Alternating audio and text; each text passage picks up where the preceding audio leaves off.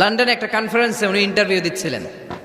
তো ওনাকে বলা হলো, কাবার সব ইমাম সাদা ইমাম, আপনি কালো মানুষ কেমনি ইমাম হইলেন?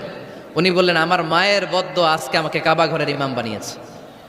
উনি বললেন, আমি ছোট্টবেলা অনেক বদের হাড্ডি ছিলাম, আমার মতো দুষ্ট আমার এলাকায় কোনো ছেলে ছিল না। মানুষের গালাগালি, মারামারি, দুষ্টামি, ভাঙচুর, চেঁচামেচি, চিৎকার, বিশৃঙ্খলা আমার মতো কেউ বেশি করতে পারতো না।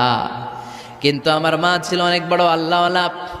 আমার মা জানতেন আল্লাহর কাছে দোয়া করার কত বড় পাওয়ার। আমার মা যখন আমার উপর রেগে যেতেন, আমার মা জানতেন রাগের মাথায় বদদোয়া দিলে বদদোয়া কবুল হয়ে যাবে।